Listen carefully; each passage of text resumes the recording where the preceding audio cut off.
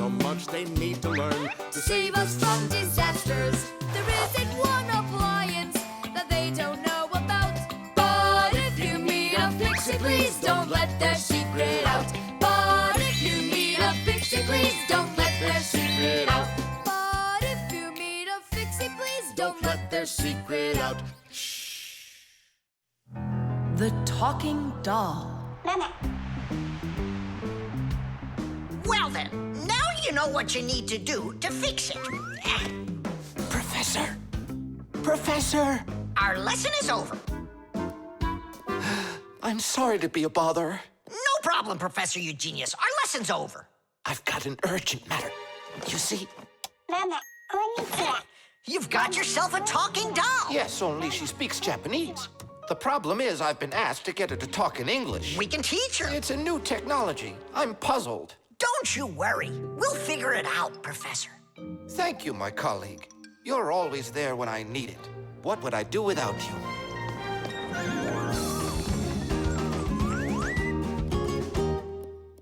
Professor, can you tell us how toys talk? Not now, children. We'll learn about the doll tomorrow. Now it's time to go home.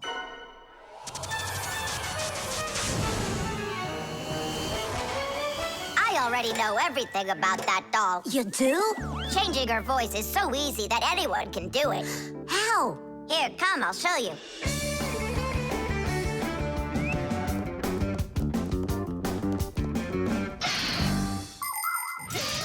Early talking dolls used to work with a noisemaker inside.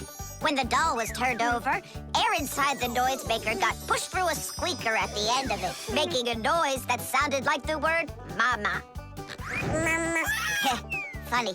Today, the noises are recorded onto an electronic chip that's part of a little player inside of the doll. Just press a button, and the sounds start playing. So now dolls can say much more than just mommy or daddy. They can say anything at all.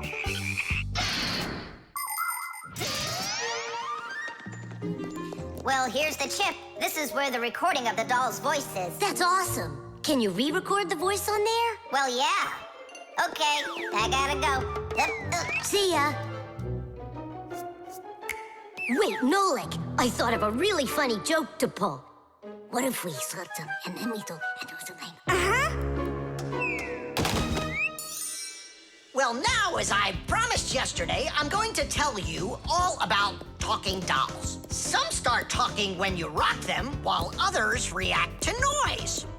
And for this little lady, you need to press a button to get her to talk. Who wants to?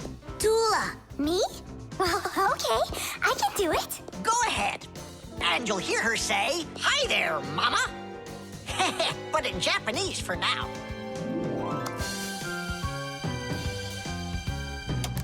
Tula! Tula? Is that Japanese for hi there? Tula! Why are you hiding a picture of Digit in your packer mat? How could she ever know that? Maybe you're in love? That doll is alive! They call that joking. I just thought of a better joke that we can play. Yeah. What? Tula, don't cry. She's not alive. She is alive. I'll tell you who did this horrible thing. It was Fire and Nolik. It's true, but now the joke will be on them. How? It's easy. All we gotta do is go. The smartest Fixie in our class is Digit. Sometimes I think that he knows everything about everything. Professor Grandpus has a lot of respect for him. Digit's always in thought whenever you see him, and he doesn't like when anyone distracts him. He just has no time for fooling around with the other boys. Digit prefers to solve problems using his brains and not his muscles. That's why he can have a tough time in gym class. But he's so sweet that it makes you want to help him. To tell you the truth, Digit isn't always great fixing things with his own hands. But no one understands technology better than he does. If something breaks, Digit can always figure out exactly what's wrong with it and the very best way to fix it.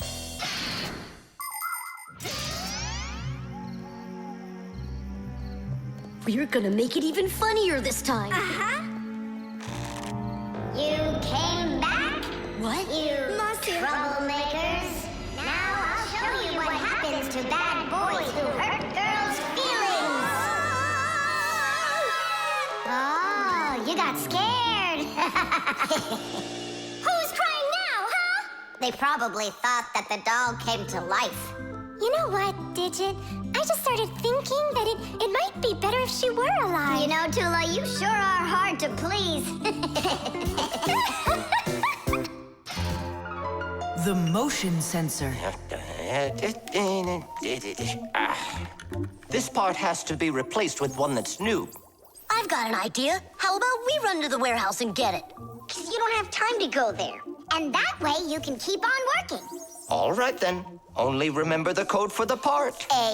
A8375. I'll remember it for sure.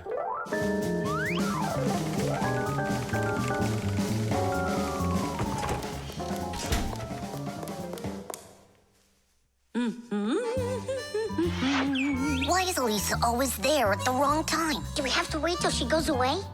What for? We'll sneak out behind her. Digit, did you find the part? It's here. Are we ready? Yeah, we're ready. Let's do it.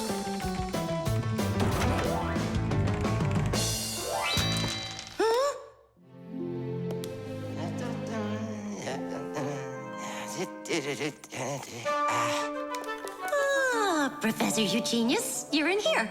Do you know why this door just opened? And closed by itself?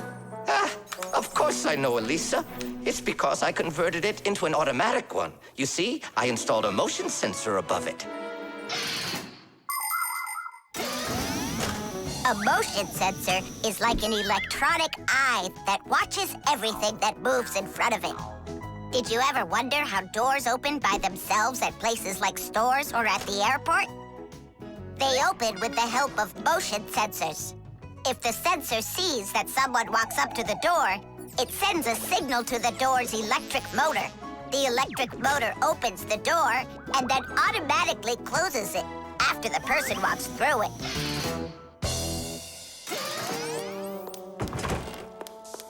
That man is just astounding.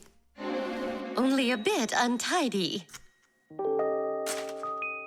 The door is automatic now? Then why didn't it open for us on the way here? Because we're too little for that motion sensor. But the part's bigger than we are. Big enough for the sensor to see it. Then how do we get in there? We can fool that thing if we stay close by the wall.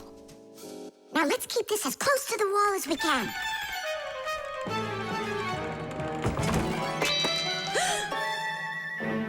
This door is a little too automatic. And these parts are here again. Didn't I put them away?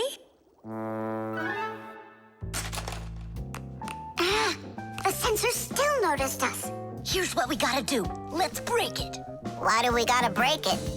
All we have to do is deactivate the unit. Sensors are used to help people in all sorts of different situations. For instance, motion sensors notice when someone is moving so they can automatically open a door or turn on a light. Some automobiles are equipped with rain sensors. If it starts raining or snowing, the sensor automatically turns on the car's windshield wipers. There are also sensors that react to how much light there is. In the evening, when it gets dark, light sensors can be used to turn on street lamps. And in the morning, when it gets light again, the sensor switches them off. A smoke detector can sense when there's smoke inside. The sensor can be used to turn on a fire alarm or even an automatic fire extinguishing system.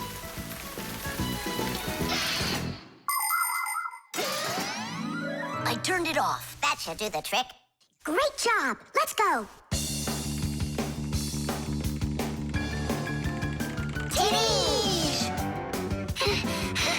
Professor Eugenius, mission accomplished. Well done, Fixies. Actually, not that well. This part here is A7583. Uh-huh. And I asked for A8375. Digit, didn't you say you knew the code number? I did know it, but somehow forgot it. Digit, I can't believe that you forgot it. All right, we'll just have to go out one more time. Thanks, but no thanks. I'll get it this time. I forgot to warn the professor that we've turned off the sensor. And I'm afraid he's expecting that the door will automatically open up. Professor! Stop!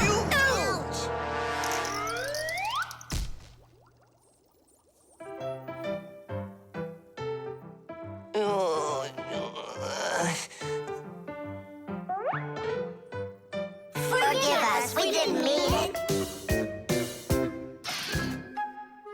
Batteries. Oh, my little lemon, just you wait. One day you'll be a strong and splendid tree. She's talking with a flower pot. Oh, you scared me. Do you like it? Like what? My seedling, don't you see? It will grow into a huge tree. And there, amongst the green leaves, will be beautiful yellow lemons. Class. From that thing? Lemons? Oh, yeah. It'll grow into a tree. All it needs for that is to gather energy. Get energy from where? From our sun. The sun? It'll be so slow. Oh, batteries would be faster than the sun. Batteries? I really don't think so. Tula, do you know how much energy they have? Let's just bury a bunch of those batteries in here, and you'll be watching your lemon plant shoot up into a tree. Are you positive? Absolutely. And where can we get the batteries? Over there. Professor Eugenius has a whole box full of them.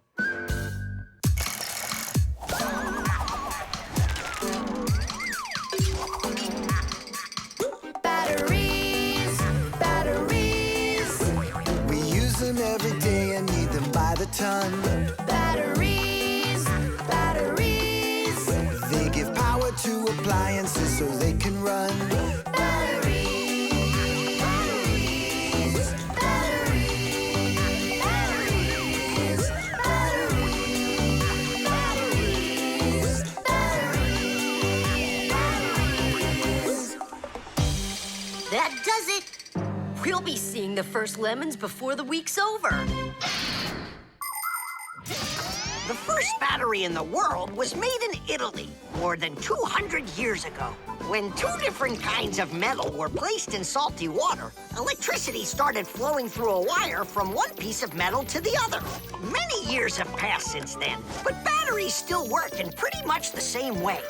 Today, you can find batteries being used for electricity just about everywhere. Tiny batteries are used inside of wristwatches, while big batteries can power cars and even ships. With new batteries being produced by the millions, we have to think, how should we get rid of the old ones? You can't just throw away batteries because they'll poison our soil and water. The best way to dispose of batteries is to take them to a special collection station that sends them to factories for recycling. Yes, it's a terrible idea to bury batteries. You can kill any plants that are growing there. And this is the very reason why Professor Eugenius puts all of his used batteries in that box over there, so he can dispose of them properly. Hey, where are they? Oh, my seedling. We harmed you. What? Where are the batteries? They're in the flower pot. How come? So the lemons would grow faster. From the batteries? Who came up with that idea? It will die! Hurry! We gotta go save it! The soil's contaminated. We've got to find a new home for the seedling. But where? Over there. There's a pot with healthy soil. Let's do it! batteries, batteries. They come in different sizes, shapes, and colors too. Batteries, batteries. Could be yellow, might be green, or maybe red and blue. Batteries, batteries, batteries, batteries, batteries, batteries, batteries.